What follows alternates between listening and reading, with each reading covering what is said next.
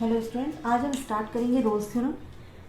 Roles theorem का पहले हम रोल्स थ्योरम प्रूफ करेंगे। रोल्स थ्योरम का स्टेटमेंट क्या कहता है कि if F X is a function of variable X such that F X is continuous in close interval A B.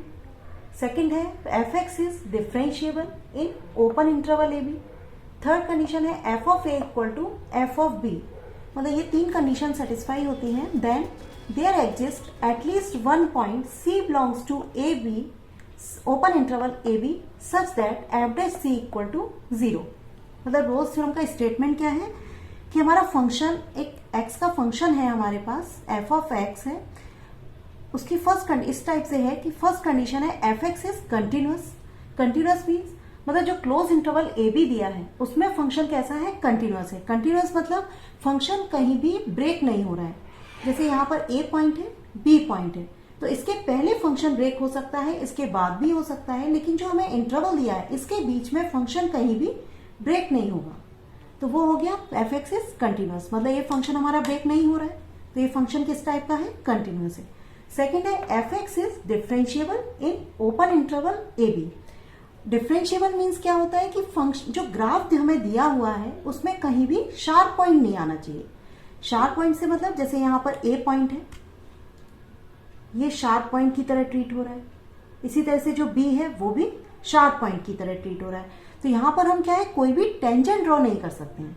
अगर जहां पर शार्प पॉइंट आ जाता है वहां पर हम उस कर्व पर कोई भी टेंजेंट ड्रॉ नहीं कर सकते हैं। तो यहाँ पर ये दिया हुआ है डिफरेंशिएबल किसमें है, ओपन इंटरवल में। ओपन इंटरवल मतलब यहाँ पर ए और बी ये दोनों पॉइंट इन्वॉल्व नहीं है, इसके बीच में जितने भी पॉइंट्स आएंगे उन सभी पर फंक्शन कैसा है, डिफरेंशिएबल है। डिफरेंशिएबल मीन्स कि जितने भी पॉइंट्स होंगे उन सभी पर हम टेंजेंट ड्रॉ कर सकते हैं। इस टाइप से टेंजेंट ड्रॉ कर सकते हैं, यहाँ भी टेंजेंट ड्रॉ कर सकते हैं, इस टाइप से, मतलब जितने भी पॉइंट्स होंगे सभी पर हम टेंजेंट ड्रॉ कर सकते हैं। मतलब इसमें कहीं भी कोई शार्प पॉइंट नहीं आना चाहिए, तो फंक्शन हमारा कैसा होगा, डिफरेंशिएबल होगा। अगर कहीं शार्प पॉइंट आ जाएगा इसका मतलब क्या हुआ कि वहां पर हम टेंजेंट ड्रॉ नहीं कर सकते हैं। जैसे ये ए पॉइंट है, इस पर कोई टेंजेंट ड्रॉ नहीं हो सकती। इसी तरह से जो पी पॉइंट है इस पर भी कोई टेंजेंट ड्रॉ नहीं हो सकती, क्योंकि यहाँ पर ये क्या है, एक शार्प पॉइंट की तरह ट्रीट हो रहे हैं, इसलिए हमारा फंक्शन क्या है, ए बी पर डिफरेंशिएबल नहीं है। तो फंक्शन हमारा डिफरेंशिएबल भी है क्योंकि यहाँ पर जितने भी पॉइंट्स हैं उन सभी पर हम टेंजेंट ड्रॉ कर सकते हैं। मतलब इस टाइप से, इस टाइप से, इस टाइप से, जितना जो कर्व है हमारा उसमें हम टेंजेंट ड्रॉ कर सकते हैं। तो सेकंड कंडीशन भी है, सेटिस्फाई है। थर्ड है हमारा F of A equal to F of B. F of A equal to F of B, देखो यहाँ पर हमने जो ए और बी पॉइंट्स लिए हैं वो इस टाइप से लिए हैं कि यहाँ पर F of A equal to F of B आ रहा है। मतलब एक्स इक्वल टू ए पर ये क्या हुआ, F of A, and X equal to B पर वैल्यू क्या है, वाई पर, वाई की एफ ऑफ बी, मतलब F of A equal to F of B. ठीक, तो यहाँ पर क्या है, दो कंडीशन बन सकती है। अब हमें क्या प्रूफ करना है कि then there exist at least one point C belongs to A comma B such that F dash C equal to 0। अब हमें ये प्रूफ करना है कि यहाँ पर ए और बी जो इंटरवल है उसके बीच में कम से कम एक पॉइंट और मैक्सिमम कितने भी हो सकते हैं, कम से कम एक पॉइंट ऐसा जरूर होगा जिस पर उसका डिफरेंशिएशन 0 के इक्वल आएगा। ठीक, इसका मतलब क्या हुआ कि अगर हम यहाँ पर इस टाइप से टेंजेंट ड्रॉ करते हैं, ठीक, जैसे हमने इस टाइप से टेंजेंट ड्रॉ किया, तो यहाँ पर क्या होगा, ये एक्स एक्सिस के साथ कोई ना कोई एंगल बनाएगा। ठीक, इसी तरह से यहां से अगर हम टेंजेंट ड्रॉ करेंगे तो ये भी एक्स एक्सिस के साथ कोई ना कोई एंगल बनाएगा, और जब एंगल बनाएगा इसका मतलब वहां पर थीटा 0 नहीं होगा। थीटा 0 कब होगा, जब वो एक्स एक्सिस के पैरेलल अगर हम कोई टेंजेंट ड्रॉ करते हैं। ठीक, तो यहां पर अगर हम एक्स एक्सिस के पैरेलल इस टाइप से टेंजेंट ड्रॉ करें तो वो टेंजेंट क्या होगी, एक्स एक्सिस के साथ कोई एंगल ही नहीं बनाएगी। मतलब जो एंगल बन रहा है वो एक्स एक्सिस के साथ क्या बन रहा है, 0 एंगल।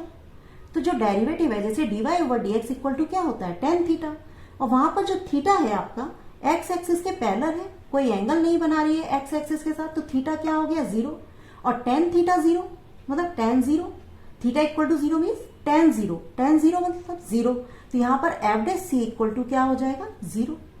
मतलब यहाँ पर जो हमने टेंजेंट ली है वो कहाँ ली है, एक्स एक्सिस के पैरेलल ली है, और एक्स एक्सिस के पैरेलल है, इसका मतलब वहां पर उसका डिफरेंशिएशन क्या हो गया, 0 हो गया। मतलब F dash C equal to 0 आ गया। तो यहाँ पर क्या है, दो कंडीशन हो सकती है। हम ग्राफ इस टाइप का भी बना सकते हैं, अगर इस ग्राफ इस टाइप का नहीं बनाना चाहे तो हम ऊपर से इस टाइप का भी ग्राफ बना सकते हैं।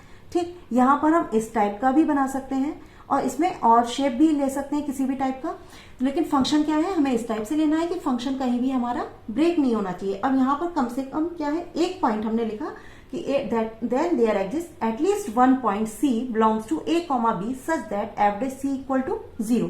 तो यहाँ पर हमारा एक हमने टेंजेंट ली है, एक से ज्यादा भी हो सकती है। अगर हमारा ग्राफ इस टाइप का है तो एक टेंजेंट ये हो जाएगी, दूसरी टेंजेंट ये हो जाएगी।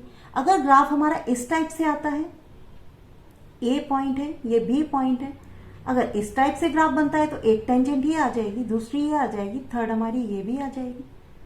ठीक, ये हो गया बी पॉइंट, ये हो गया ए पॉइंट।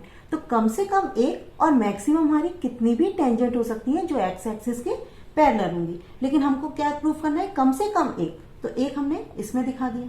ठीक, ये प्रूफ हो गया। अब दो कंडीशन हमारी सेटिस्फाई हो गई, थर्ड भी हमारी सेटिस्फाई है, मतलब F of A equal to F of B, मतलब एक्स इक्वल टू ए पर वाई की वैल्यू क्या है, F of A, and X equal to B पर क्या है, F of B.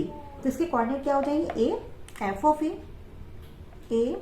And F of A, यहाँ पर बी के क्या हो जाएंगे, B and F of B. ठीक, यहाँ पर थर्ड पॉइंट हमारा है F of A equal to F of B. इसकी दो कंडीशन हो सकती है, दोनों कंडीशन पर ये प्रूफ हो सकता है। मतलब अगर हम एफ एक्स हमारा जो है वो कांस्टेंट अगर हम लेते हैं, अगर हम कांस्टेंट लेते हैं मतलब इस टाइप से हो जाएगा, ये एक्स पॉइंट, ये Y point, sorry X axis, ये वाई एक्सिस, यहाँ पर ए है, ये हमारा बी।